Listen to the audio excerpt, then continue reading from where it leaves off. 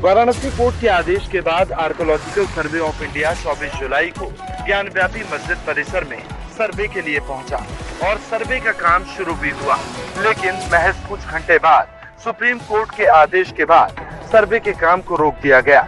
26 जुलाई शाम तक सर्वे के काम को रोक दिया गया है। आपको बता दें, एएसआई का सर्वे बहुत इम्पोर्टेंस रखता है।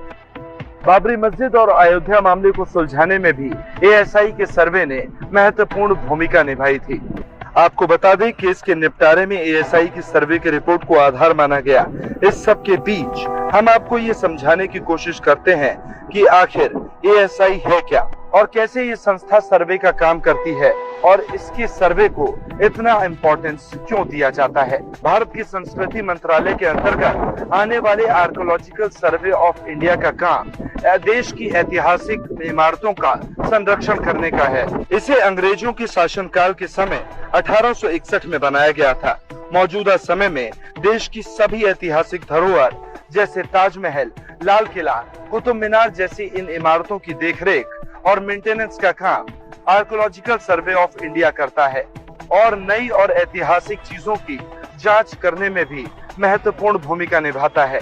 इसके अलावा देश के किसी भी हिस्से में पुरातात्विक इमारतें, संरचनाएं या वस्तुएं मिलने पर उसकी जांच पड़ताल का काम भी एएसआई ही करती है। एएसआई पुरातात्विक सर्वेक्षण करती है, यानी पुरानी और ऐतिहासिक चीजों पर गहन अध्ययन करने का काम एएसआई करती है। आखिर कब उन चीजों का निर्माण किया गया, कितने साल वो पुरानी है और उसका आने वाले समय में क्या महत्व है, ये सभी काम आर्कोलॉजिकल सर्वे ऑफ इंडिया की रिपोर्ट से तय किया जाता है। इसके लिए कई वैज्ञानिक तरीकों का इस्तेमाल किया जाता है। इसमें carbon dating, dendrochronology, ethnochronology, archaeological excavation, stratigraphy, archaeometry and और अंडर वाटर आर्कियोलॉजी जैसी तकनीक शामिल की जाती है। कार्बन डेंटिंग में पुरानी चीजों, वस्तुओं और इमारतों के समय का पता चलता है कि आखिर वो कितने साल पुरानी है। इनका मिलान ऐतिहासिक तथ्यों से कर यह सुनिश्चित किया जाता है कि ये इमारत कब बनी होगी। इसके अलावा ग्राउंड पेनिट्रेटिंग रेडार का इस्तेमाल जमीन के अंदर नीचे सर्वे के लिए किया जाता है। ज्ञानव्यापी सर्वे में भी इसी तकनीक का इस्तेमाल किया जाएगा। हालांकि वजू खाने के सर्वे की अभी इजाजत नहीं मिली है। पत्थरों के प्रकार, उनकी जुड़ाई के समय और अन्य तथ्यों के अध्ययन के लिए केमिकल स्टडी भी की जाएगी। सवाल ये उठता है कि एएसआई के सर्वे पर नजर कौन रखता है। आपको बता दें, एएसआई भारत के संस्कृति मंत्रालय के अंतर्गत आता है और जब एएसआई किसी इमारत या खंडहर का सर्वे करती है तो उस पर संस्कृति मंत्रालय नजर रखती है।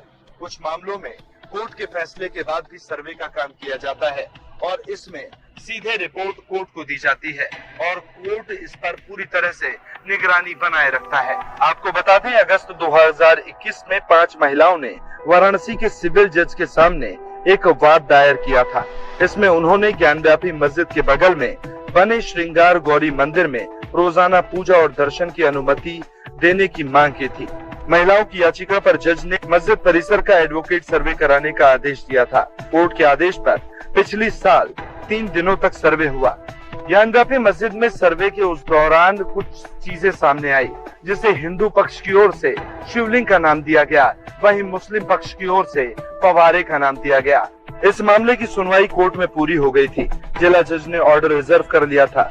16 मई 2023 को चारों वादी महिलाओं की तरफ से हिंदू पक्ष ने एक प्रार्थना पत्र दिया था, जिसमें मांग की गई थी कि ज्ञानव्यापी मस्जिद के विवादित हिस्से को छोड़कर पूरे परिसर की एएसआई जांच कराई जाए। इसी याचिका पर कोर्ट ने फैसला सुनाते हुए ये इजाजत दी थी। बहरहाल एएसआई का सर्वे बहुत भरोसेमंद होता है और बड़े बड़े विवादित मामलों को सुलझाने में अहम भूमिका निभाता है। फिलहाल कैसा लगा आपको ये हमारा वीडियो, कमेंट सेक्शन में अपनी राय जरूर दें।